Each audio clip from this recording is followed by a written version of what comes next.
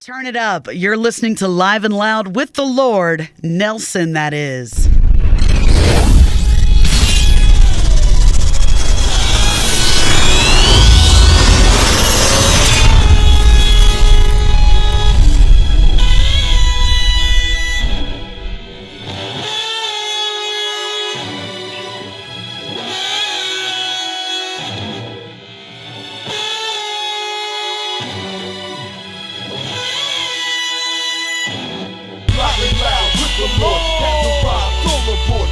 Charge, can't afford to miss it, we won't be ignored. No need for knocking, come on in. Bring your family and your friends. Got you geeked and tuning in, YouTube watching or listening. Music is the major topic, enjoy audio erotic. When the merch arrives, no copy, help me monetize and profit. Mix the genres up like salads, rock to reggae, bass to ballads. Hip-hop, rap to country, clean to hardcore, all in between.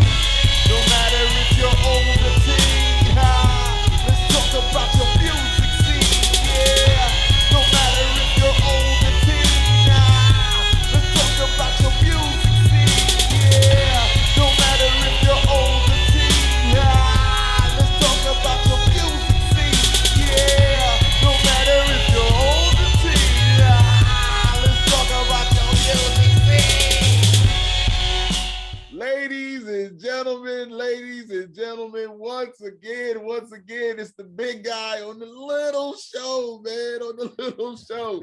It's Live and Loud with the Lord, Nelson, that is, and we have an unbelievable guest. I'm honored to have him here. He's an author, he's a father, he's an entrepreneur, he's a businessman, he's a music lover, he's a podcast host. He's doing a whole lot of things, man, and he's great at all of them. So, ladies and gentlemen, please help me welcome Mr. Chris Money Make It Akin. Yeah. I like to clap you up, man. Yes, indeed. Nice. How you doing, man? It is really great to be here, man. As I was telling you before we started, man, as a fan of you and a fan of your music, this is like top notch for me, man. This is the best. That's awesome, man. And listen, I'm of a darker hue, but I'll blush, man. I'll blush, nice. Man. That's all love, man. So I always like to start off two questions always. The first one is where are you from? I am from right where I still am. I'm a Cleveland guy. I'm born and raised in Cleveland, although I have lived around the world. You know, I've definitely, when I was in the service, I lived everywhere from Korea to Texas to California to Kentucky to South Carolina. I mean, I've been all over the place, but for the bulk of my life, I'm from here in Cleveland. Okay, so you were in South Carolina. Where were you in South Carolina? Fort Jackson. Were you? Yeah. Okay, hold on, easy. Let's roll. Let's dig into this a little bit more. Okay. What time frame were you at Fort Jackson? That would have been 86, I guess. That was I was in typing school for the military. 71 Lima was my MOS, clerk typist. Well, let me say this to you. So my father's military. Spent 26, 7, 8 years in the Army. Fort Jackson was one of his duty stations. Okay. 80. All of those times I was on Fort Jackson, man. Sure. I was there. So when you were there, I was running around there doing whatever I was doing, going to the clubs and all that stuff. I was everywhere through Fort Jackson because we also lived on Fort Jackson for like 5 years. Sure. So yeah, man, that's wild. I'm telling you, when people say small world, it's small world, man. It is a tiny world, but that time for me is all a blur. It was really? Just because it was military time. So it was, you worked in the military and then weekend, you got that pass and you ran right out to the I think it was the Holiday Inn. Yes, it was the Holiday Inn, man. Right. And literally there was a liquor store next to the Holiday Inn. So you would go there with your $30 that you had in your pocket, buy as much booze as you could and live for 2 days at the Holiday Inn. Let me tell you something, man. We used to roll through there, me and my partners, man. We were through there always. From Fort Jackson to the clubs, to the Holiday Inn, to the other hotels that were back across the street and back down the way. Sure. You were there, man. So you were out there running around. So you were in AIT then? Were you in AIT? Yes, sir. Yeah, I was, man, that's crazy. Oh, that's awesome, man. Just so Good much stuff. stuff that it just brought up so many memories. Nice. Yes, indeed. So what's the best thing about being from Cleveland? And how did you end up in college in Texas? And you already talked about you were in the military. So how'd you, Sure. What's the best thing about Cleveland and how'd you end up in Texas? Well, really three things out of that. Cleveland, best thing. God, that's a hard one to narrow down. I love the concert scene, or at least the concert scene we used to have here. I mean, just was always so vibrant and so energetic. And Right. I don't know if it still is or not, because I'm not quite as energetic and vibrant as I used to be. But you know, I'm a concert guy first and foremost. So having so many great things here has been fun, as well as, you know, I guess the other thing for me is that I've always had the opportunity to do whatever I want to do. And I've been able to be an entrepreneur on my own terms, Right. because I live kind of here in Cleveland, which it's not completely in the middle of the country, but it's close enough to where if something goes on in LA, I can get to it if I need to, or in New York or Florida or Atlanta or wherever I would want to get to. It kind of leaves me centrally located, and it's cheap enough to live here to where I don't have to make $2 million a year to scrape by. So that would be Cleveland. Texas was military time. Mm-hmm.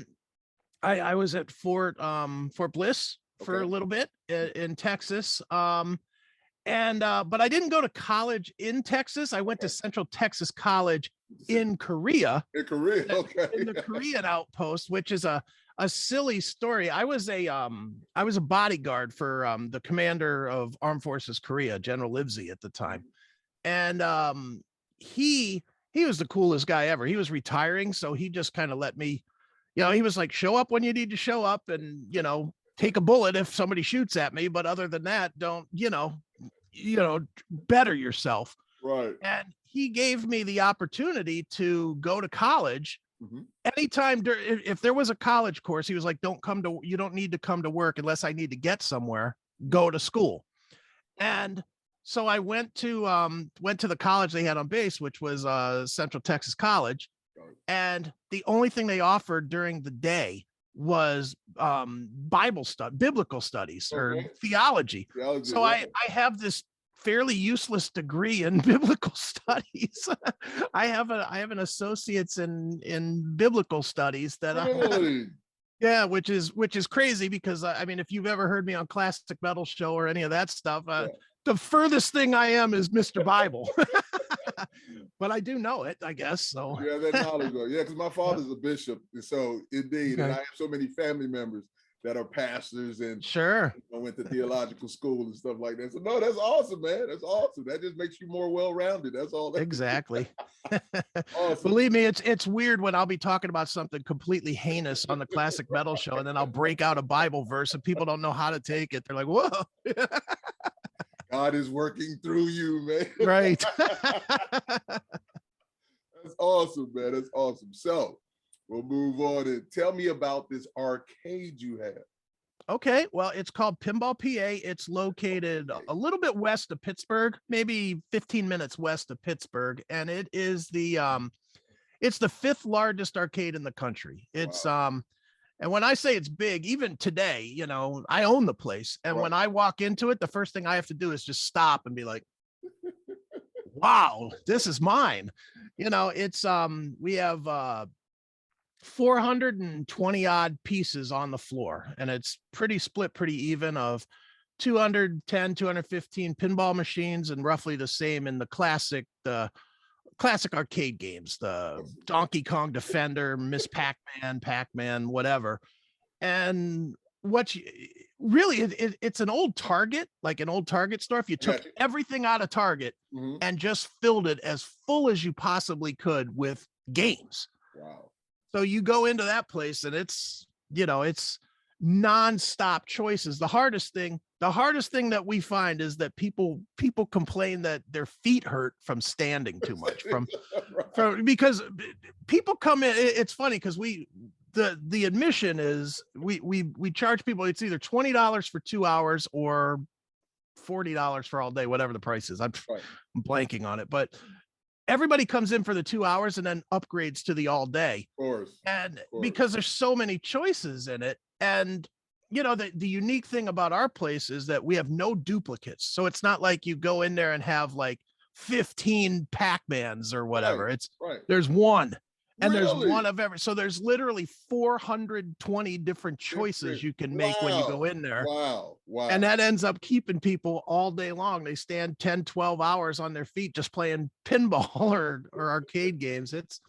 It's a crazy business, but, and it's funny because I didn't know anything about pinball really when I got into it. It was one that, goofy story, but my friend Ed had all these pinball machines in his collection and in his personal collection. He had a warehouse that he built in the back of his house to play these machines. And when I was going through my divorce, like everybody else, I was all depressed during my divorce, drinking my face off. And he was like, well, why don't you come out here? I'll take you to Atlantic City and we'll just hang out. So we did. And it was all first class. It was really beyond my means at the time. He like got a private jet and took us to the Borgata and gave me a black card and was like, hey, play all you want. You know, it was crazy for me. You know, I mean, I'm a humble guy and I certainly don't have that kind of money. Right. And so we go and then we do our 2-3 days there and then we come back and we came back and we went to his little arcade building that he had behind his house. And he goes, 2-3 in the morning or whatever, at this point we're all hammered, and he's like, oh man, he had just sold his one business and he was contemplating what he was going to do next. He was like, well, I don't know what to do and blah blah blah blah blah. And I looked around, I was like, dude, this is what you do. We charge admission and we do this. And he was like, oh, and then like 4 days later he's like, I think I want to do this, can you put together a plan? And I was like, yep, sure. And within 6 months, we did a GoFundMe or one of those campaigns to raise enough money to get it started. And I spent 2 years building it. I literally spent 2 years where I was living 3 days here in Cleveland and 4 days there in Pittsburgh, and I was quite literally working 20-hour days every single day. Because I have my other business, my IT business. So I'm running the IT business. I'm building a brick and mortar business. And and I'm still doing Classic Metal Show and I'm still doing all my other stuff. I'm still writing books at the same time. So it was a crazy time, but man, there's nothing more fulfilling than when you build something and it's yours and no one can take it from you. And it's, like I said, it's one of the most fulfilling things that I've ever done. Awesome. See, now you got me like, I'm like saying to myself, I've got to go there. I've got to be there. Dude. Thinking about all the, being in our youth. Sure. Pinball on Fort Jackson. My mom used to work at a place called the Tiger's Den.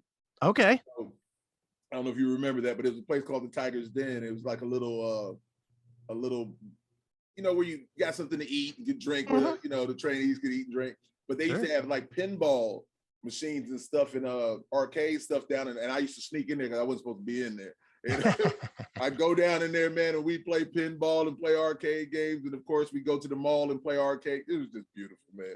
We just had a great time. So yeah. It's such a weird thing because I was a gamer as a kid, like everybody. We had an arcade that was like about 2 miles from my house, so a bunch of us would get dig out $3 worth of quarters out of everybody's mom and dad's couch, and then we would run to the we would ride our bikes a couple of miles to the arcade and play. But I never was like that guy that's like, even now I'm not obsessed with gaming. Like I don't, and it's funny, all the guys at the place, they always make fun of me because I suck at all the games. Like when I go, they're always like, oh, how can you own this place, you can't play any of these games. And my thought is always, well, you guys better hope I never get too good at these games, because if I ever get too good, that means there won't be any asses coming through the door. And that's really what's more important. Indeed. But good stuff, man. I love that business, man. It's fun. Yeah, I wasn't the greatest one. I always remember going to the mall and seeing some of your friends who lived closer to the mall, because we lived on Fort Jackson. So sure, to get to Columbia Mall, it would take a little bit. But anyway, they get on that game and they'd have all their quarters lined up. Yep. Like, and then they were really good. It was like, when are they gonna get off the game? You know, let me get on here. I won't be long. You know, Right. But it was amazing. No, that's really amazing. It's really amazing to have that business, man. Yeah, Sure. I applaud you on that. That's cool. So Thank you. now we'll move forward into, you already kind of mentioned it, the CMS Podcast Network. Yeah. Let's talk about this thoroughly. What it Okay. stands for, the 5 shows, starting with yours, and that dope logo, man. I love the logo, man. Oh, well, you can thank my guy from Aftershocks, Matt Hartnett, that did that. He did that just as a thing. Well, yeah, the network itself, it was definitely my idea, and it was, we had the CMS itself, I fight the censorship battle nonstop because we talk about some rough stuff. I ain't gonna lie. I mean, we definitely, and I'm as raw as they come. I'm doing my best not to swear here, but I am as raw as they come. Enjoy yourself. But you know, the thing with it is that we kept getting, like, we were doing like everybody does. We had a website and YouTube, and you know, we were on Spreaker and blah blah blah. And I kept getting episodes pulled.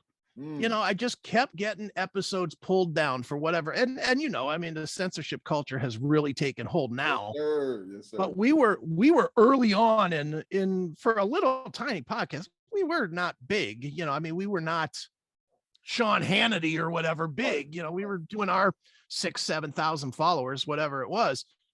And we were just getting things pulled down left and right. And I was like, this blows, you know. It's you know, we know our audience, and our audience are super, super loyal. And our audience is exactly what you would expect. It's a bunch of guys. It's 99% guys. The stats are ridiculous when you see them. It's like 98% men, 2% women. It's crazy. It's a guy's show. But it's guys that can't necessarily say their thing. And we say kind of what they're thinking a lot of the time. And the stuff kept getting pulled down. So I decided it was time to really start moving things around. So about 3 years ago, I stopped putting as much stuff on YouTube, and I started putting stuff on all the alternative sites, BitChute and Rumble, you know, now Rumble and Odyssey, and, you know, all these different YouTube platforms. And we gained traction, which was great. So then it was like, I started thinking about, well, I have other friends that are doing shows, and I brought some, and we all, yeah, I mean, you know this because you're in the podcasting world now too. All of us that are friends, we all promote each other's shows anyway. Indeed, you know, we're constantly like, hey, check out this, or I was listening to this, or I was watching this. You guys should too. It's that kind of community. Yes. So I just reached out to the friends that I was promoting anyway and said, hey, you know, why don't we form a little network, and we'll use each other's audiences kind of more full time to promote everything that we were doing. So I put that together, and we've had a couple of shows come and go. And, you know, I have gotten way more obsessed with video than anybody. Okay. So, you know, so I built a couple different shows for myself, you know, that I'm doing now. And you know, but slowly but surely the network has grown, and now it's, like you said, it's five shows and probably more to be added. And it's just a lot of fun. Awesomeness, man. That's awesome. Awesome. So you are a music lover. I am. Can I say that? I can say that you're a music lover. So what does music do for you mentally? What's it do for you? Music for me is all about moods. It's definitely, I don't have anything that I do in my life without music on. Nothing. I mean, I literally, here's my phone that has 50,000 songs on it, plus YouTube music, so that I can never be too far away from anything that I want to hear. And I use it for everything that I do. I use it for business. You know, I always have it on in the background playing. If you get any of my books, you know, I've written 3 books specifically about music, but I've written 3 that are not about music. And in all 6 books, I start and finish every chapter with a lyric. And this is how important everything is to me. You know, music is so so important to me. And lyrics, I'm very big into writing, into lyrics. And I think it's because I wasn't good at music that I am so obsessed with it. It was the one thing I could not do well. and so but I pay attention to it like anybody else would, like a job or something. I mean, I really focus in on instrumentation and music and lyrics and, transitions from a bridge to a chorus. I Right. mean, I study You it like, studied it. Yeah. and I use it because it's so universal, especially with my books. Like I'll give you an example. In one of my books, in my book, Call Me Chris, which is about this burn accident that I was in, which is just ridiculous. Mhm. But I wrote about my closest friends and I used lyrics, and I'll reference you. I used lyrics from Friends, the Stuck Mojo tune, Friends. Right. Talking about, because there's a lyric in there that talks about, I'll live and die for him. I'll even lie for him. Yeah. That to me was like the perfect example of leading into what I wanted to say about how much my friends helped me get through life. And I live that way. Everything in my life is focused on music, not so much the music as much as just the emotion and the feeling and the transitional place that music can be to where you're like, well, I'm not alone in this. Right. And, and I spent a good number of years, 20 whatever years, just being this hateful dick of a guy. I mean, I really was. And it was because I was looking at everything as an isolated, alone place. Gotcha. And the last 10 years or so, I've really kind of escaped that. And I've escaped it in large part because I use music to remind me whenever I get into a shitty place, like anybody gets, I use it to remind me that, I'm not alone in this feeling, and it, for me, it is the guide to my life. It is literally my roadmap. Can't live without it, man. I love music so much. And when you say the mood, I really love, because I write, so I love to know what people are saying. That matters to me. I always say that the music gets you, but it's the lyrics that keep you. And so, because it means so much. And when you said that line about friends, I got friends. Listen, I'm honored because it's something I wrote. And so it just gave me chills, man. Just when I find that people really get things, and I've had a few people say like, hey, I got that. I can remember my brother-in-law saying like, hey, I just listened to that album with you and Lies. And he was like, I get it. And even another fan overseas, she was just like, I just want you to know that I get it. I got it. I know it. And I was just like, man, that just says something, really. It touches you in a way. Well, it's hard to do. I mean, what you do is so hard to do. And I don't think people give lyricists enough credit. I really don't, because you guys get killed if you rhyme, dime with slime or something. You get killed for having a terrible lyric. But meanwhile, you're trying to make something that is creatively compelling and at the same time is not just nonsense. I mean, we've all experienced nonsense songs and nonsense singers, and they're here and they're gone. They're bubblegum music. To make something that actually reaches into somebody and they hold on to forever. Right. I mean, how old is that Friends song? 15, 12? I'm like, yeah, indeed. And I recited the lyric off the top of my head now. I mean, that's I heard it then. I hear it now. It means something. And look, I've tried. I've written songs, I've been in bands, and I was terrible at it. And I know how hard it is to do. Right. And I have nothing but respect for lyricists that can make something that actually means something. So that's you included, but that's across the spectrum, man. Of course. I did an EDM song, and I did of course I like all music. I love all genres of music. I'm not a genre snob.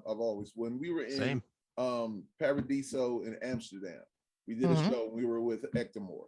and it was an amazing show. Our show was sold out. It was beautiful. Nice. We had a great time. And then after our show finished, they kicked everybody out. Well, let me say kicked out. They kicked everybody out. Right. They let the whole EDM crowd come in afterwards. Okay. So my boy, the drummer at the time, Nails, LSU, we came back in there and we just wanted to see, you know, what was going on, man, because there was so many people. And then the music just got to me. I was just like, wow, this is a whole different scene, a whole different vibe. Sure. People were just having a great time. And we were just up there with the DJ, just standing up there, just looking and just seeing what was going on. So I said, I've got to do some of that when I get back home. So fast forward, I did a song called Breathe. So Breathe was important because I had some people going through some things. And so I was just like, just breathe, just, you know, feel alive again. You know, you'll be good again. You will be. And so I didn't think that I was going to put it out to like the metal fans and stuff like that. I was just going to put it out to a certain populace.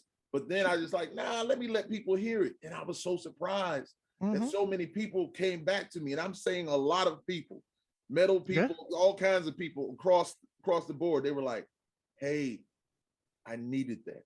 Sure. Hey, that was inspiration to me. I was kind of, you know, taken aback. I was just like, wow.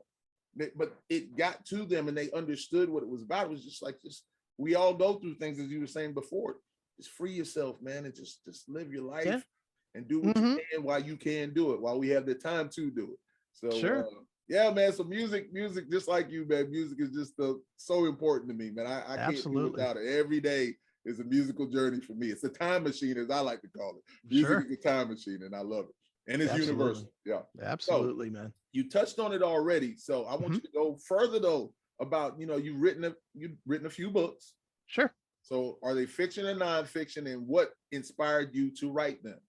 Okay, they're all nonfiction. Okay. They're all different. I'm not creative enough to write fiction. I'm just not. I've tried. I've experimented. Yeah, it's funny because my daughter writes too, and she writes fiction. Okay. And she always asks me because I have books. She's like, "Oh, how would I do this?" I'm like, "You're asking the wrong person. I don't know." You know, I don't think that way. I don't think full story. Okay. And then try to flesh it out. I write on the fly. It's a weird gift that I have because in my entire adult life, I've read about 6 books. I mean, I am not a reader. Gotcha. By any means, but I've written 6 books. So, and I mean, they're not little. They're big, thick. Oh, man, indeed. They're thick books, man. Yeah. And so I've written 6. 3 of them are music.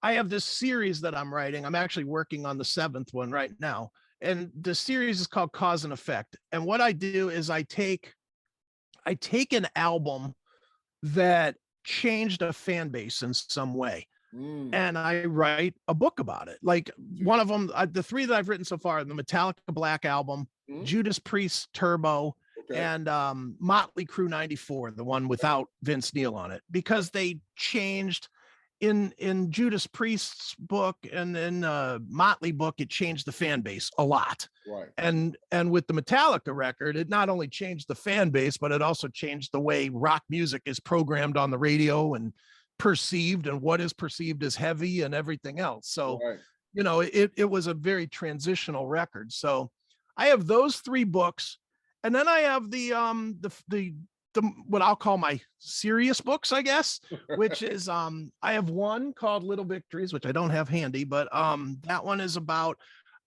I was married for 23 years. I went through a divorce. I did like everybody does. I drank my face off during the divorce. You know, I lost my mind because I had been married since I was a kid. Really, I didn't have any experience as an adult, single, none. I got married when I was 19. Wow. And so I didn't know what to do. And I don't know why I decided to, but I just started writing in real time. And I wrote in real language in real time about the divorce and not so much oh, I hate her, I wish she would die, not that kind of stuff, but it was all my own emotional thing. It was definitely what I was going through, what I was changing into, you know. And I had no context to go with. I just was writing. So I wrote it, and when it was done, I kind of looked at it, and I had some friends look at it, and they were like, this is amazing. This could help just a ton of people. Right. So I was like, all right, well, then I'll put it out, I guess. So I put it together and put it out, and it sold really well. I mean, and believe me, I'm thankful to my CMS audience, because I know that's who bought it. You know, I mean, I get it. That's probably the bulk of who bought it, but I think it's at almost 3,000 sales at this point, which is for a guy. I'm just a guy. I'm not a celebrity or nothing. You just put it out yourself? Yeah. I just did it. I taught myself how to do Amazon publishing, and figured out the artwork and put it out. And so I did that one. And then I was in this really, really violent burn accident back in 94. And when I say violent, I'm saying 69% burned, 52% third degree with grafts. Wow. Like I was working in a steel mill, and I took a 7-ton molten shower, furnace blew up. Yeah. Furnace blew up. And I mean, you see the scars on the arms, man. And I went through this nasty thing. And when I was rehabbing, it took me 14 months of rehab and 22 surgeries and whatever to get past it. But when I was rehabbing, one of the things that happened was all these tendons in my fingers got burned through, and they had to reattach them. And, I had to relearn to use my hands. And the doctor gave me a tennis ball and was like, here, you have to squeeze this ball, 6 hours a day, which I did for about 16 seconds. And I threw the ball away. I was like, fuck this. I'm not doing that. Right. So the doctor was literally like, well, can you type? And I was like, yeah, I had been a typist. I could type. So I was at my house with one of my earliest computers, just typing just to get my fingers moving is really all it was. Well, I started typing just what I was feeling at the time, and a lot of anger, a lot of resentment, a lot of rage.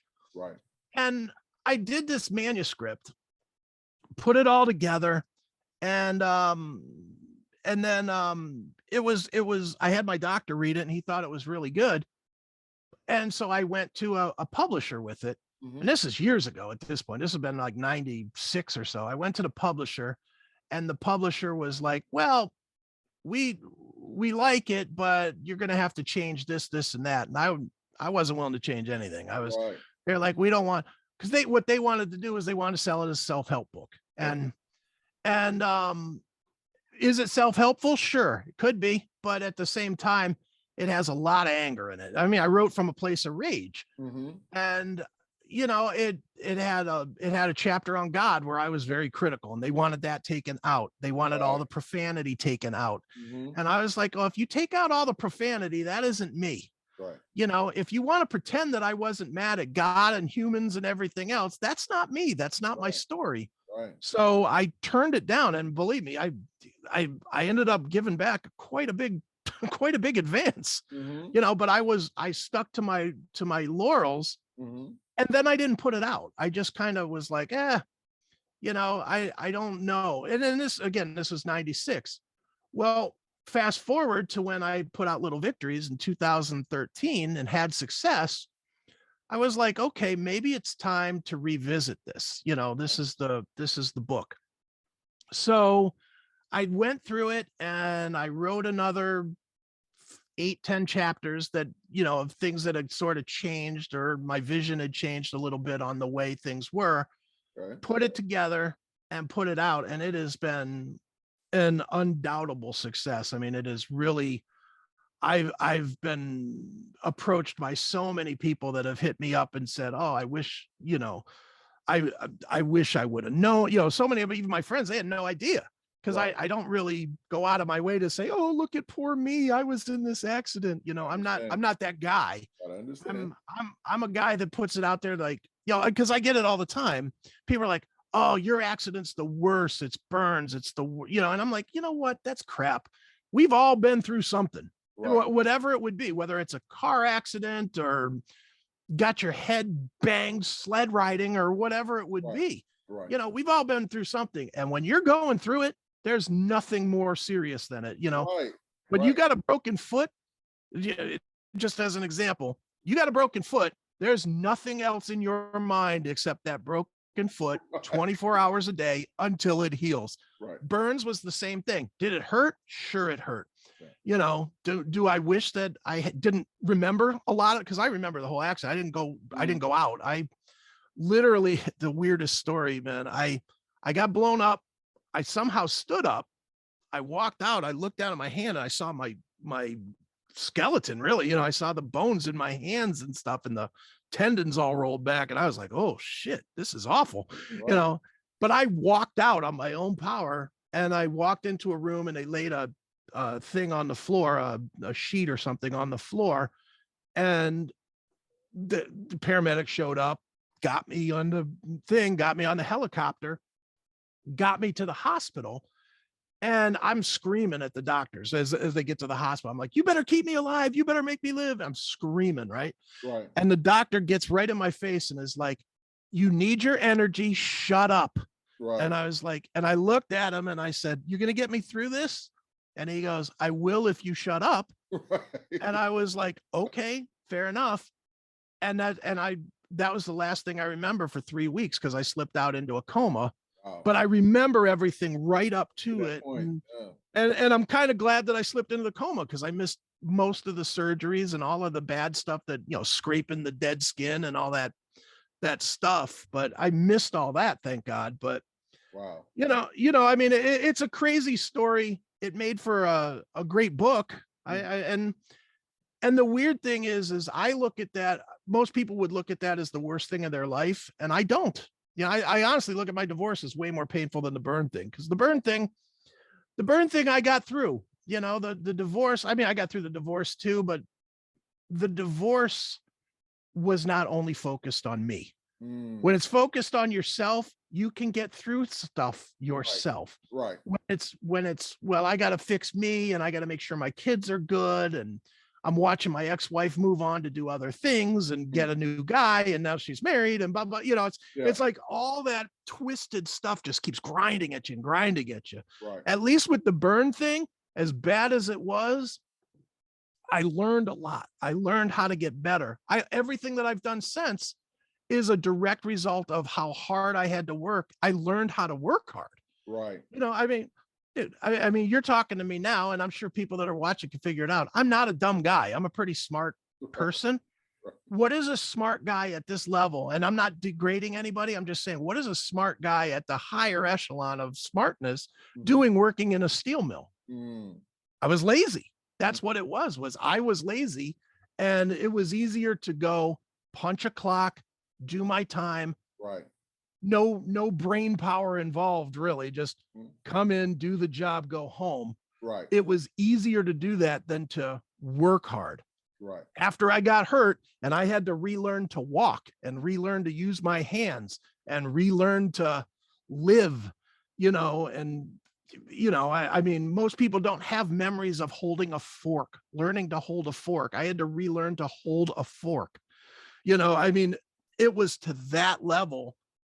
And I conquered that. Well, once I conquered it, then it was nonstop. Ever since then, I've always had 2-3 jobs. I've always built businesses. I've always been super focused to do more than the next guy. And so in a way, the accident, while I wouldn't wish it on anybody, the accident definitely paid off to, you know, getting further. So, well, that showed you how much you really could work, because that exactly work to get that back. was work. That was true work. The other work, the things you do now, easy breezy, beautiful cover girl. It's just nothing to it. And I take that lesson now. It's like, you know, when we do classic metal show, especially, but anything I do, you know, if we review something and we review it harshly or whatever, right, inevitably you get the trolls that are out there like, you suck, you fat piece of shit, blah, blah, blah, blah, blah. You know, we get that all the time. And and in my brain, I'm like, I beat this. Right. When you can beat this, what does some dummy saying something to you really mean? You know, it doesn't mean anything. Means nothing. Means nothing. So that's that book. And then the last book is this one, and other things I should not say, which is which is my this is just my definitely not Me Too moment. I just kind of wrote about my my military time. Yeah, I saw the Korean writing on there. I'm sorry, I saw the Korean writing. Yeah, on there. I believe yeah, yeah. You don't want to know what the Korean writing means. The Korean writing to me is a joke to myself because it's, it's basically the harshest thing you can say in Korean. There's a phrase out there that you can say in Korean that will start a fight automatically. Anytime you say it will start a fight. So listen. So I'll tell you. Hold on. I've got a few words that I knew from some people that went to that lived in Korea. Okay. I'm not gonna say them, but I did say it to the Korean guy. You can say them. I said it to the Korean guy, I know, right? And he was just like, oh yeah. He was like, oh my goodness. He's like, oh my, but anyway, I know a few things. But go ahead and tell me, go ahead and say it. Finish up. I'm sorry. The Korean on the book it's pronounced Imi Shimi Pek Pojida. You said it. I know it. Listen, so hold on, say it again because I think Danny Horn, I'm gonna say his name, Danny Horn. Danny probably said it from what I remember back on Fort Jackson. So you say it again because I know what I thought it was, but go ahead again. It's Imi Shimi Pek Pojida. I thought it was Imi Shimi Pek Pojida, but it's Imi Shimi Pek Pojida. Yep. Yeah. Of course, we used to run around saying that. Of course, because nobody knew what it meant, but we used to say it all. And if you say it in downtown Itaewon or in Seoul or wherever, you are fighting somebody. You are absolutely, and that was always kind of I like to fight in that era of my life. That's awesome. And I would be downtown and I would say it all the time to like cab drivers or whatever. They'd be like, oh, it's $13. $13. And you're fighting. It was craziness, but that's kind of the message of that book. That book is definitely the sex, partying, and rock and roll book. It's definitely not for the faint of heart, but it's a crazy book. And it's just something I wanted to do. I had so many people that had asked me about it because I've told some of these stories. Right. The show at CMS, and people are like, "Oh, you got to put that out in a book. Got to put it out in a book." So I finally sat down and wrote it. Right. It's a crazy book. It's so crazy. Oh my God. Popa Makuningi. Listen. Anyway, Daddy Horn. I'm gonna have to make sure he watches. Daddy Horn was a wild boy. So when I said that too, because my brother used to date a Korean young lady. Okay. Back when it was Fort Jackson days. And man, just so much stuff. Anyway, man, just beautiful. My dad spent some time in Korea also. Okay. Oh my goodness. That yeah, I loved it. I mean, you're supposed to stay there a year. I stayed 2.5. I loved it. Right. My boy Greg was there also, and he was in Seoul also. Okay. Wow. So that was great right there. Everything has been great so far. I love doing these, man. I love doing these. I really do. So, what joy has it brought you to be able to speak so openly and freely about subjects and topics that you love and like or dislike on your shows? It's the only reason I do it. It's 100%. It's the only. I was in commercial radio as well. One of my 400 things that I've done. I had a very successful show here in Cleveland called The Metal Show. It was on WMMS for 8 years, and then we moved over to what was WXRK back then, the 92.3 for the last 4 years of the show, and had a great time. I still love my co-host that I had on it, Matt Wardlaw. Give him a plug. He now works for Ultimate Classic Rock. Yes. And we had a great show, and it was crazy how successful it was. I mean, we were like rock gods. It was the weirdest thing. It was the closest I've ever been to being a rock star, because literally, especially when we went to 92.3, they put our faces on buses and everything else. It was, wow. I mean, they really were excited to have us. And the show itself did crazy numbers. It was just a specialty show. But it did, like 60,000 listeners a weekend or some crazy number, which for a Cleveland, not that Cleveland's a little town, but to find 50, 60,000 metalheads in one town listening to one show every week, that's a lot. Right. And I loved it for a while, but after the Janet Jackson thing, it really changed. And You mean I'm a shock jock. The Super Bowl? Yeah. And I mean, first and foremost, I'm a shock jock guy. Yeah. I like to say things and just get people to go, oh, I like doing that. And I was doing it, and they started dumping out of stuff for me personally. And it made me crazy, because it's like, just play it the way it is. And I was not swearing. It was not swearing stuff. It was references and context and things that they weren't sure, and better be safe than sorry, and all that kind of stuff. Yeah. And I really started to hate it, and it got worse and worse to the point that we had an intern on our show named Jeremy, and Jeremy's job was to sit on a dump button and just dump out of me, so that Matt could run the show, and he could just dump out of me. And it drove me nuts. Wow. And it got to be unfun anymore, because then, this, man, being creative, the one thing you can't do when you're being creative is being in a box. Right. You just got to let it flow. And yeah, I get it. If I dropped an F-bomb or something, sure, dump out of that. I didn't mean to do it. I mean, and that's what that was supposed to be. That's right. You get going, you're talking with your boys. That's entertaining when you're listening to guys talk, and they feel like, you as a listener feel like, well, these are two of my friends having a chat. Yes, indeed. That's what it's supposed to be. So, okay, if you dump out because I swear, because I get too comfortable, cool. But it got to the point where it was like, I would say, oh man, that guy's a douchebag, dump. And it was like, well, why are you dumping out of that? Well, you could say douche and you could say bag, but you can't say douchebag. It's like, well, okay. So if I say, and I mean, I played all these games with the radio station, and, I started saying the word fluck, which is not even a real word, but I just started saying it, because I was like, okay, I'm gonna push this boundary. And then they started dumping out of that. So they're dumping out of words that aren't even words anymore. And it was like, where does this stop? Right. And it just kind of, I got to where I hated it. And at the time I was doing both that show and Classic Metal Show. And Classic Metal Show was on Saturdays, and it was on the internet, and it was like anything goes. And so I would do Saturdays with anything goes, and then I would transition to Sunday, which was the metal show, which was, well, most things don't go. Right. And it was like, this sucks, I just hated it at the end. And not surprisingly, I didn't quit. I mean, not surprisingly, I got us fired, which is the funniest part, because I got us fired for something I said on the Classic Metal Show. Really?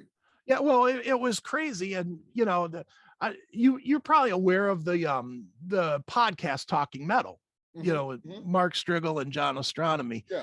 And they were our mortal enemies. They were our radio war back at the time. We're all friends now, but they were at the time, they were our absolute enemy. And they had said something on their show once, and this is early even in the podcasting days, so I don't know how it got to be such a big deal, but they were like, hey, email us at whatever, talkingmetal@yahoo.com or whatever it was, and tell us what you think of the show. I was like, oh, okay. So as an on-air bit, I started telling it, and I was like, you guys this and that and blah, blah, blah. And I went over the edge. I'm not going to try and say I didn't. I said some things that I shouldn't have said, right? Well, the problem was, one of the guys at Talking Metal worked at CBS. And I, with the metal show, worked at CBS. Okay. So they filed an HR complaint about me, about something I did off of, it's like the earliest form of cancel culture, really, was something I did outside of work that got us, and it got our show canceled and got us fired, but at that point I was like, this is a relief, because I was like, well, okay, now I don't have to balance anything. Now I can just really unload and let loose. And I did. And it just, and it's been ongoing since. Awesomeness, man. Well, certain things free you up to do the things that you really want to do. Exactly. It's all life lessons in a journey. That's the way I look at it, man. But once again, See, beautiful stories, man. You got beautiful stories, man. Good. I'm enjoying it. Yes, sir. So, are your children big metal fans, or do they listen to other genres? No, they're not. They really are not metal fans at all. Really, my, and I don't know how. I do know how it happened. I don't know why it happened, but because I'm well, like you, I'm an everything fan, and Right. believe me, I catch so much grief for the stuff that I listen to Oh, because man, I do too. I mean, you know, man, metalheads, God forbid you should like a rap tune or a country tune or whatever. And you tell metal fans, it's like, well, you're getting your metal card pulled because you're not really metal enough. It's like, okay, whatever. Then I'm not. I don't need a metal card to appreciate what I appreciate. You know, but so I listen to everything. I mean, everything from Edwin McCain to Kid Rock to Cannibal Corpse. And you mentioned one of my all-time favorite bands earlier, Ectomorph. Love them. I love them. I call them Little Soulfly because they sound like Soulfly, man. They just do. But I love them. And you know, I love so many different styles of music. And I think that's probably how my kids ended up the way they are, is that they heard different styles of music. They didn't, they weren't just force-fed Judas Priest and Metallica nonstop. And it's weird because my one son, his favorite two bands are Journey and Survivor, which way away from the metal scene. But I like those bands. I mean, I grew up liking those bands, and I listened to them a lot. Big when we were young, man. Yes. Yeah, exactly. But that's his. My other son, his favorite band is Winger, which but not even like the good Winger that we know. Like his favorite album is Winger 4, which is after it was over. Right. You know, but that's when he came into it. Indeed. And then my daughter is all into, you know, your typical radio, you know, your radio, what do you call that? Not hip hop, but the Lady Gaga stuff. I got you. Yeah. Lady Gaga, Backstreet Boys, NSYNC, and you know, and look, I don't judge that. I don't care. And I'm happy that I did the things to let them find their own way. You know, when my daughter was into NSYNC, I took her to see NSYNC. And, you know, I interviewed the opening band for the Backstreet Boys just so that my kids would be like, okay, look at my cool dad. He interviewed this one. And, you know, my son, when he was a little kid, he was like 5, he was into Hanson. And I liked Hanson. I don't care what anybody says. That's a, you know, people bag on them because they were little kids. I'll put their songwriting and their lyrical skills, especially on their second album, up against anybody that's done it. They were great. Yeah. But I interviewed the oldest kid, Isaac, at one point I had another business I had a little music magazine, and I interviewed Isaac Hanson. And at the end of it, I put my 5-year-old kid on the phone with the guy from Hanson. And, you know, again, dad of the year moment. But what all that did was it allowed my kids to not feel like they had to like what I like. They could like anything and I would support it. And, you know, as long as they care about music and they respect it, then I'm good. If I had kids, like my brother's kids are not music lovers. They're music fans, but not lovers. And I think there's a huge difference. They're okay. I heard a song. I like it. Well, I'm not listening to it anymore. Let me just delete it off my phone and never think of it again. Microwave age, man. Yeah. And I'm happy that my kids are not that. You know, all of my kids have met famous rock stars to where I integrated them more into the life of being an appreciator of it as a job and as a career, and not just, and it's not their career, but it's still, my kids respect it as a career versus, well, it's just something that's there, you know, in between YouTube clips. Yeah. You know.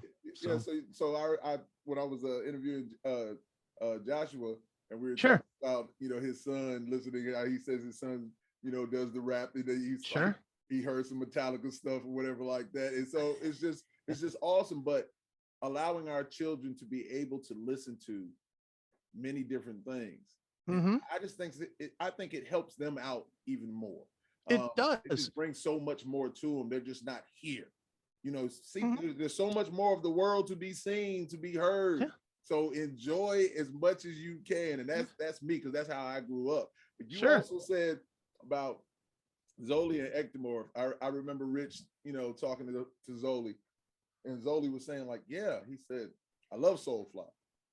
He said, you know, he's like, are you like Max, Cavalera? Are you that? You know, he's like, I love Soulfly. So I was just like, Sure.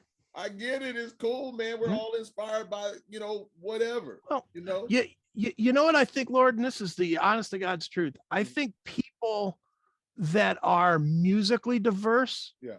are life-wise diverse. Mm-hmm. You're willing to experiment with different things. You're Yes. willing to experiment with all different cultural stuff. And I'll Yes. point to myself as an example. I've built businesses that are outside of my knowledge point. I've built businesses that are within my knowledge place. I've lived all over the world. I've had to adjust to different cultures, different foods, different styles of living, Mm-hmm. and I still do it today. There's nothing that somebody could present to me and that I would go, nah, don't like it, won't try it. Right. Nothing. Right. I'll try.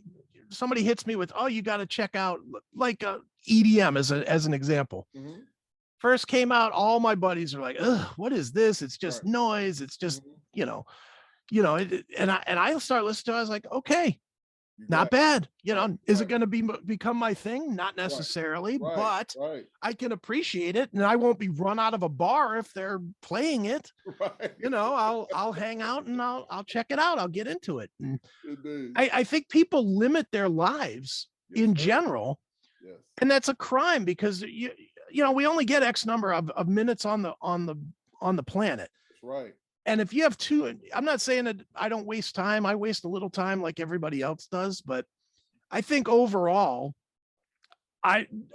when I die, there's not going to be anybody that's going to be sitting there going, man, this guy didn't do much. Right.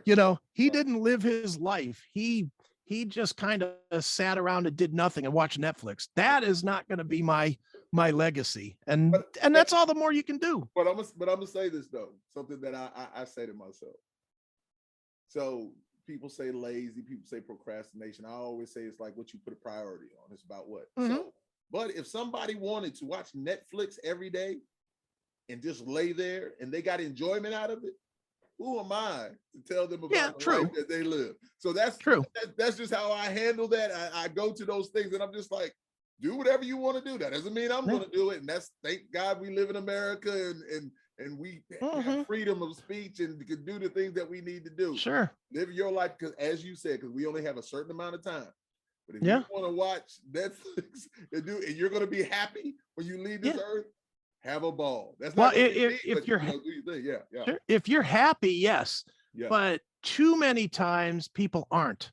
They're bored. And they'll tell you, I don't have anything to do. I can't tell you how many, even my closest friends come up to me and they're like, I don't know how you do all the things that you do.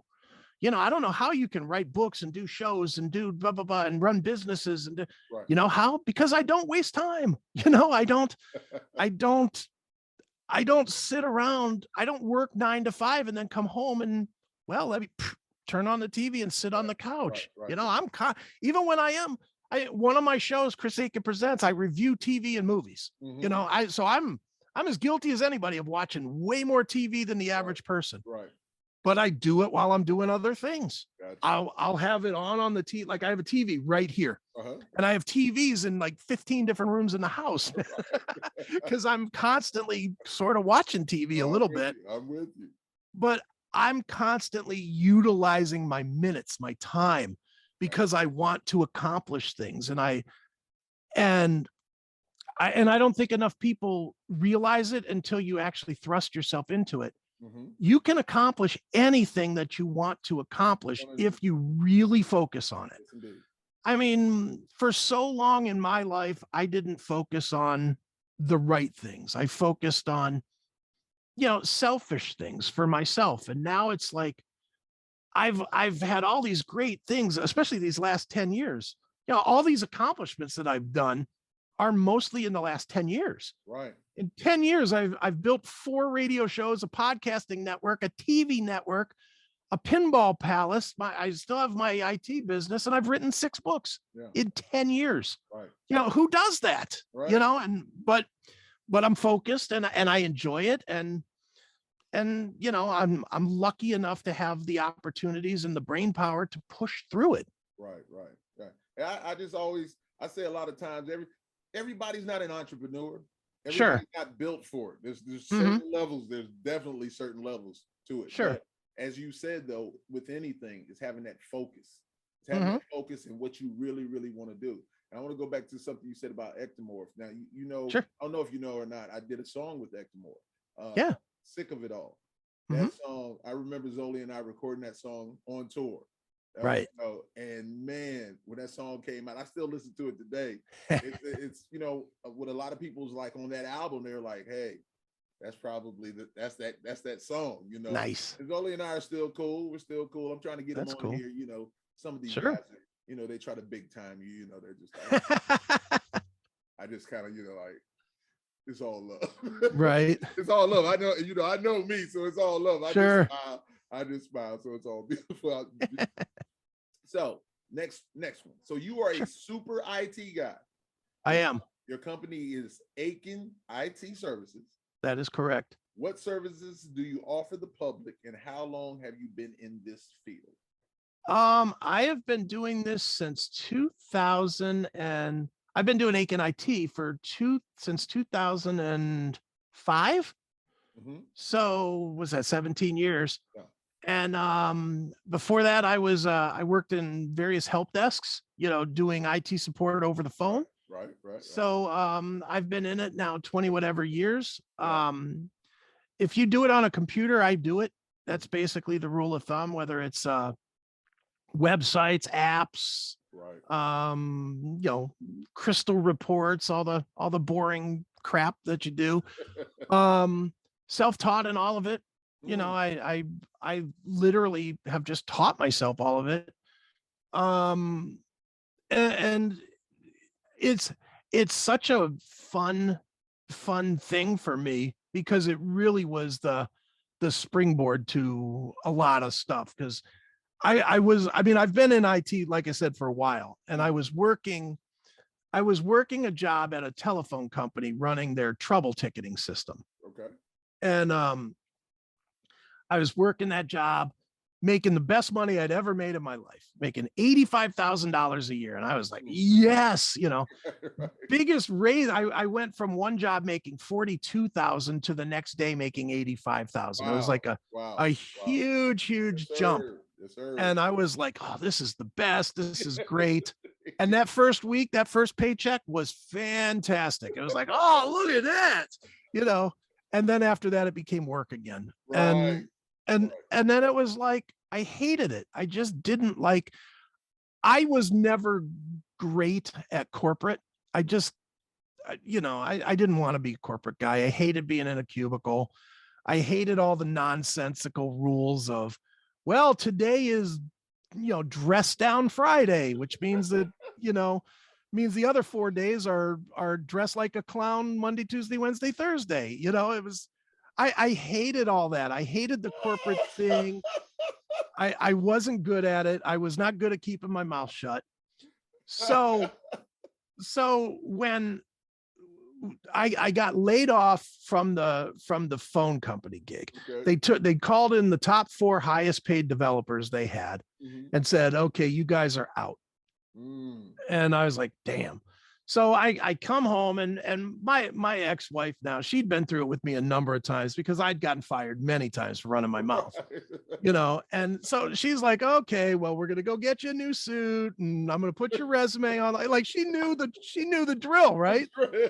She knew the drill. And I just was like, no. I was like, you know what?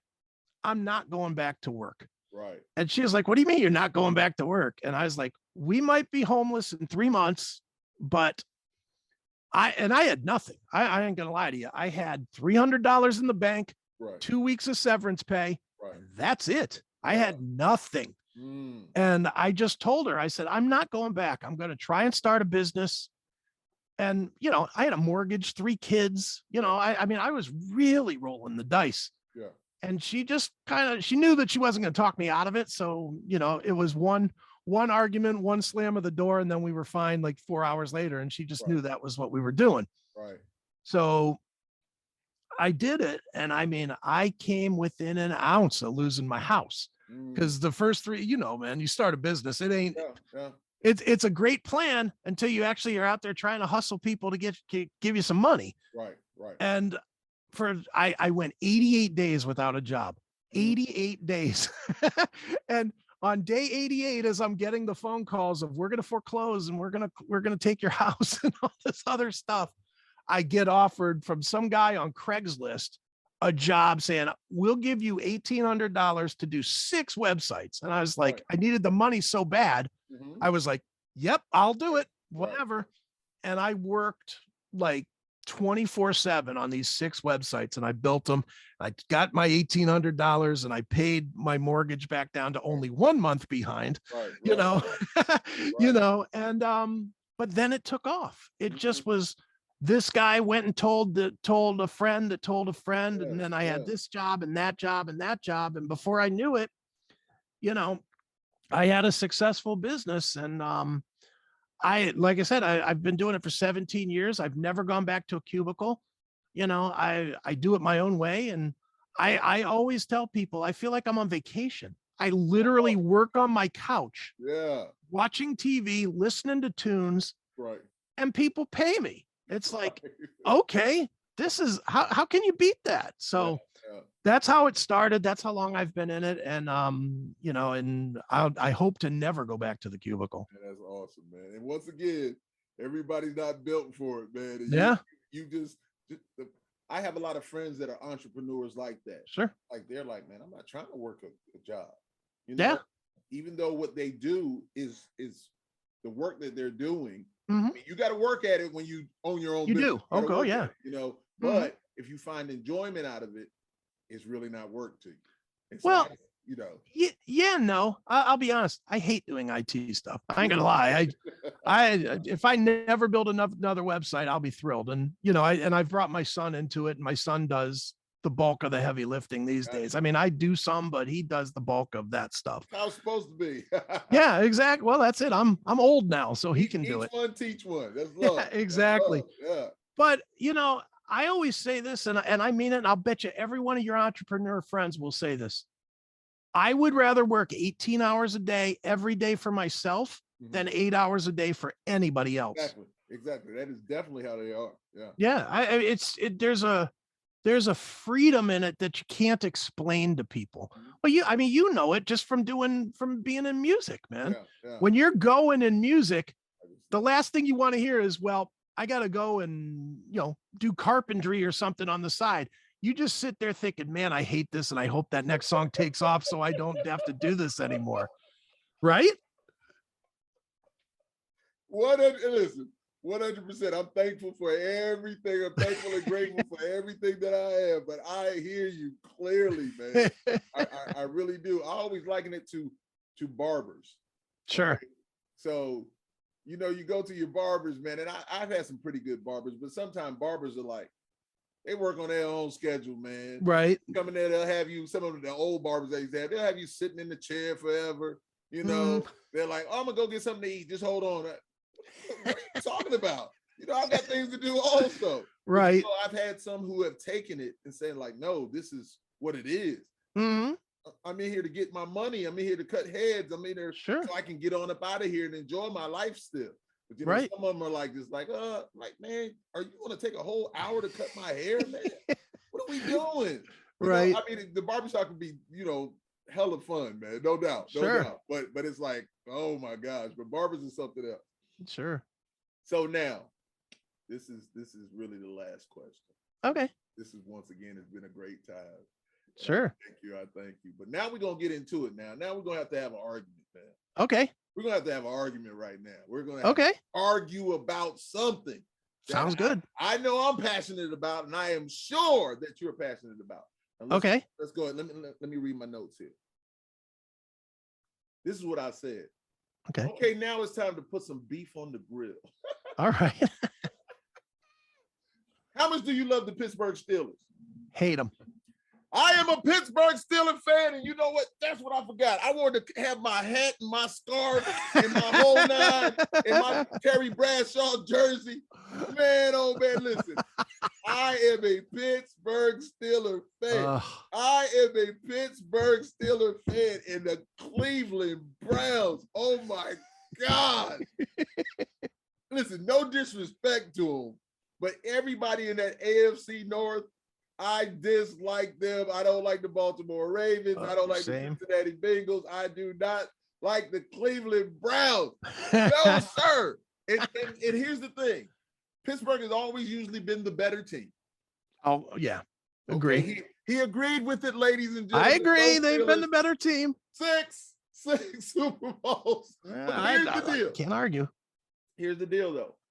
No matter how much better they've been, the Browns and the Bengals and the Ravens have always given us hell when it comes to playing.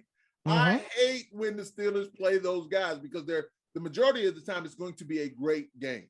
It's just the rivalries, man. It really is something else, man. The Cleveland Browns, goodness, man. Holy catastrophe. Look, let me tell you, man. Doing the 2 years that I did building Pinball Pa in Pennsylvania, you don't know abuse. Like, because the 2 years that I did, that I was building it, were the two worst years in history, the 0-16 and the 1-15. So if you don't think, you know, and I'm not native to Pittsburgh, everybody sees the Ohio license plate on my car. Every single person I dealt with in there was like, oh my God, I don't know if we should let your loser mentality into our city. And I mean, I just got a beating, a total beating from everybody that was there. But I will say this, I'll say something positive about Pittsburgh because I do make my living in Pittsburgh. And believe me, and I'm not going to say anything positive about the team itself, but I will say this about Pittsburgh people. Right. When I'm a sports fan, I love sports. I like talking sports. Me and Toomey are actually working on putting together a talk show on sports. Awesome. So, you know, because I don't have enough to do, but but I listen to sports talk as so many people do. And when I was in Pittsburgh, you know, and I'm driving around Pennsylvania, you know, 4 days a week when I was living there, I would listen to their sports talk. Right. And it gave me a definite appreciation of one of the major things that's lacking here in Cleveland, which is because Cleveland is a city basically of losing sports franchises, it has built a culture conducive to losing. Right. And I'll point to an exact example, and you'll remember this as a Steelers fan. 6-7 years ago when Roethlisberger got hurt and Michael Vick took over for those 5-6 games that he took over.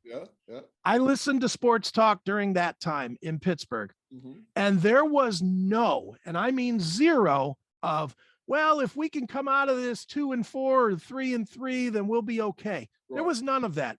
They expected to win the 6 games that he was in there, the same as they expected to win the 6 games when Roethlisberger was in there. You come here to town, to Cleveland, and it's like, well, we got to give Baker enough time, and we got to give him another year, and we got to do this, and we got to, you know, we got every excuse under the sun. Well, when Odell's knee gets healthy, then he'll be better. When this is, and it's like, stop with it. You know, it was embarrassing to me that the fans of Cleveland threw a parade when the Browns went 0-16. It was like, it's like, don't embrace that. Even if it's a joke, don't embrace it. Don't embrace because you're telling those players that it's okay to not perform at the highest level. Right. And you're allegedly the highest. You know, if you're the wide receiver of the Cleveland Browns, in theory, you're one of the 65 best players at your position on the planet. Right. And you're telling these guys, well, you know, the fans are still here. Look, they're celebrating us and we didn't do anything. Right. And it really changed my attitude to where, to be honest, I really don't listen even to that much sports talk here in Cleveland anymore because I can't stand the not wanting to win at all costs attitude. Right. And I'll give it to Pittsburgh. And I did some cool things when I was up in Pitt. I went to, they had what was it, Steeler Day or something? It was a thing that it was like a charity thing. You paid $500 a plate or something, and I didn't pay it. Somebody paid it for me, and I just went. And honestly, it was my buddy that's my partner in Pinball Pa. He paid it kind of as a goof to make me sit there and watch, have Troy Polamalu come over and shake my hand, or Ben Roethlisberger, or and they're bringing around the Super Bowl trophies and stuff. It was literally my buddy's ultimate plan to just make me sit there and be polite. Awesome. Yes, indeed. And, awesome. But I went through it and I watched it, and to a man, every single player, every wife, every coach that got up and spoke, they all talked about, well, we're here to celebrate you guys tonight and thank you for supporting us as we go for our next Super Bowl. No, we hope we have a winning season. No, it's going to be better than last year. Every single player, every player that came to our table and sat with us for a couple minutes or talked to us for a second was, thanks for supporting us. We're going to win one for you. Indeed. And I appreciate that. I'll give, and that's why the Steelers have always been as much as this kills me to say, it's why they've always been a top flight, always in the running team, because the mentality is to win. It's in the culture. I always tell people, I don't care what we're playing, man. If we're playing a game, the purpose to play the game is to win. Of course. Win. I don't want to hear all this other stuff, man. It's about to win.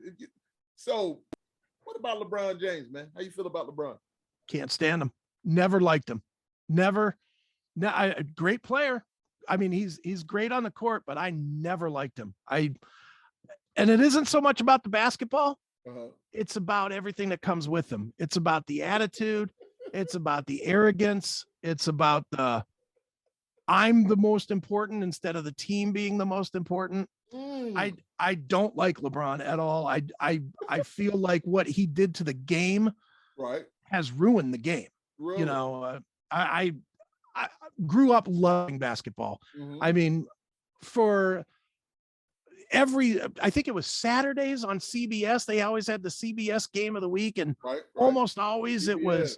It was Dr. J and Charles Barkley's 76ers against Larry Bird's Celtics, or Magic's Lakers, or I'm a Laker fan, so I like the Lakers. I enjoy the Lakers personally up until recently, but I really, really think that when he left here, first he embarrassed my city, and I'm a Cleveland guy before I'm a LeBron guy. Gotcha. LeBron's just a guy that lived here. Right. I'm a Cleveland guy, and he embarrassed my city. He could say he didn't try to, blah, blah, blah. He did. He embarrassed Cleveland. Yeah. And so I hold that against him very highly. And I also look at the way that basketball is now. Right. Everybody's trying to build a super team. Nobody's trying to win with just 5 guys playing smart defense and smart basketball. And when you watch basketball today, when you watch the NBA today, you don't even have to watch the games anymore. Because I could tell you every NBA game without ever watching it. I don't care who the two teams are. Somebody goes up big in the first half, then they come back in the third quarter. Then you get to about 2 minutes left, and it's usually about 5 or 6 point game with 2 minutes left. So really, like here, and I think where you are, the game starts at 7:00. Right. If I'm interested in watching a game, say it's the Cavs and the Lakers, I would be interested in watching that. Right. But I'll turn it on at 9:00. I will not turn it on at 7:00 to see the big run up, only to see the comeback. I know that if I turn it on 9:00, there's gonna be 2 to 3 minutes left in the game, and that's all I need to see is the end of the game. Right. And that's because of the super teams now. The super teams have ruined the game. They don't play defense. Yeah. They don't. It's different now. It's different. It is. It's a different game. Yes, it is. I can appreciate the talent without appreciating what they bring to the game. Like, take LeBron off the table. Steph Curry. Yeah. I appreciate that man's talent. He's I my mean, favorite player right now. He the definitely is. way that guy could probably make a basket from the parking lot. Yeah. I mean, there's no distance that he's not accurate at, That's right. which is crazy. And I respect that talent to no end. How he's amazing. Yes, You know, he literally gets past the half court stripe, and you have to defend him tight, or he'll shoot it. Yes, indeed. And while that's great that he's that talented, what has that done to the game? Yeah. Now you got 7'4" guys shooting 3-pointers and staying on the perimeter. It went more to the European type thing, because my son actually played ball overseas, professional ball overseas. And they're about shooting the threes and whatever like that. And he's more like, he does it all. And but LeBron James, my thing with LeBron is, and once again, he's great. He's one of the greatest ever. He is. No doubt about it. And I probably like more of the things that he's done for people than I like him on his basketball side, because I'm a Laker fan. Sure. And I think that, and there's no disrespect to him, they always say I'm a LeBron hater, but I think that he ruins other players' games because he's like a Swiss Army knife. He does so many things. So if you're a point guard and you're a great point guard, you can't really be a great point guard with LeBron James being there. No. And so not. I say that he messes up, that they'll just argue with me. I was like, I'm not trying to argue with you. I said, it's just the way I feel and the things that I see.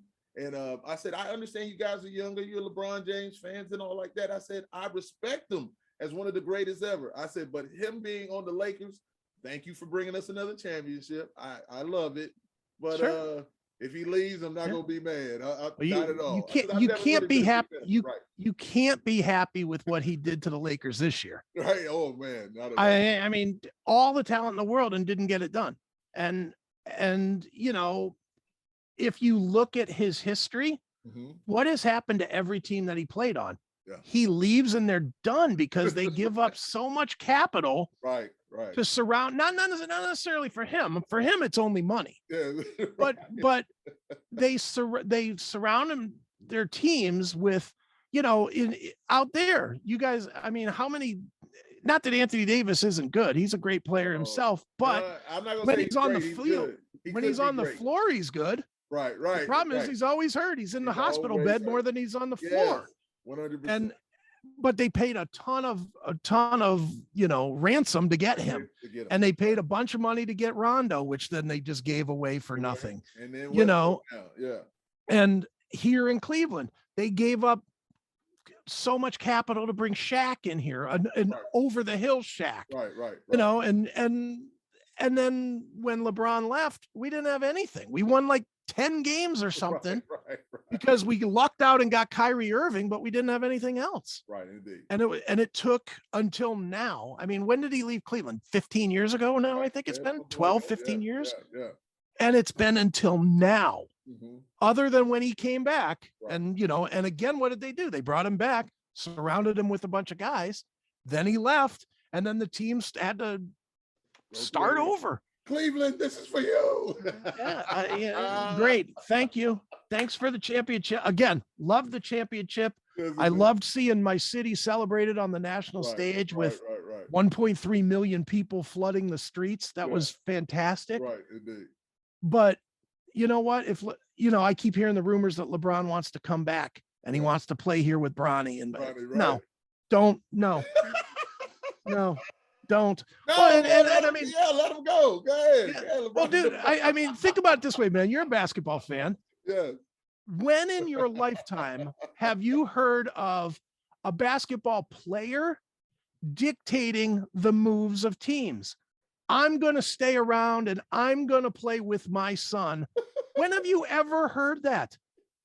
He's a general manager. That's what I mean. It's not. The teams literally don't build around what's best for the team anymore. They build what's best for the minute and for quick hitter ticket sales. Money. That's right. That's right. And it's ruined the game for me. It's listen, I just had to ask you about those things, man. Just being sure, man. I knew it would touch you a little bit. But I told Joshua, I said, I definitely got to say something about it. Oh, yeah. I definitely have to.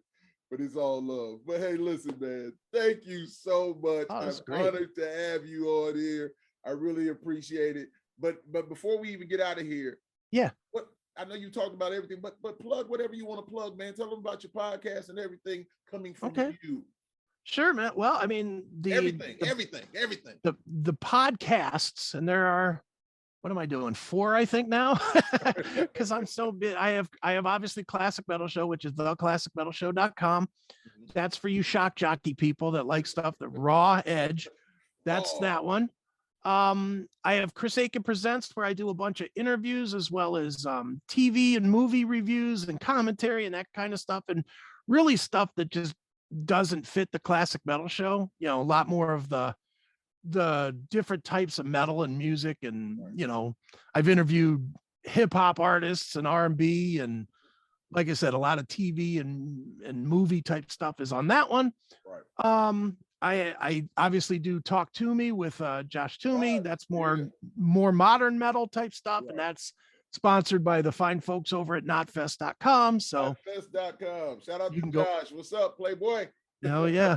So there's that one. And then I have Aftershocks TV, which is yet another show that's focused primarily, it's kind of twofold focused on kind of stoner metal and like that desert rock type sound and hardcore, like the agnostic front type or hate breed type hardcore bands. As well as that show, we also do every other week, we do a commentary piece about the business itself. And we really kind of, that's really a lot of fun, because we get guests on that are behind the curtain guys a lot of the times. Like we had Alessandro Del Vecchio on, who basically writes every song that comes out of Frontiers Records now. So we had him on to talk about songwriting, and we had Johnny Gioeli from Hardline on to talk about having a career in music, as well as the importance of getting your music into gaming and YouTube. And, you know, like we explore different aspects of the business. So that's on Aftershocks TV. So that's those things. I obviously have the IT business, AkinITservices.com, if you need a website or an app or any of that kind of stuff. Pinball PA, if you're in the Pittsburgh area, come out, pinballpa.com. Do I have my books? All 6 of my books are available over at chrisakinbooks.com if you want to get the books. So everything is, I think that's all my stuff. Sadly, you need a podcast just to do my plugs these days. Well, young man, once again, it's been a great show, a great conversation. Sure, a great conversation. I don't like it. They're not interviews really to me. They're conversations, man. Absolutely. And I just thank you for taking the time out of your busy schedule, because ladies and gentlemen, he is busy. Yeah. I definitely stay busy. That's it. Yes, indeed.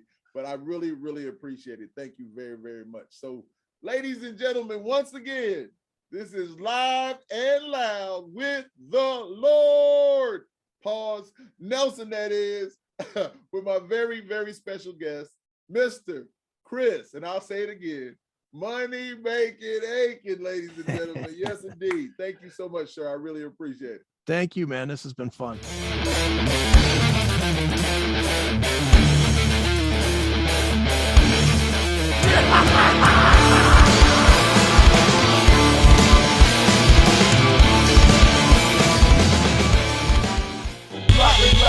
The Lord has arrived, full aboard, free of charge, can't afford to miss it, we won't be ignored. No need for knocking, come on in, bring your family and your friends. Got you geeked and tuning in, YouTube watching or listening.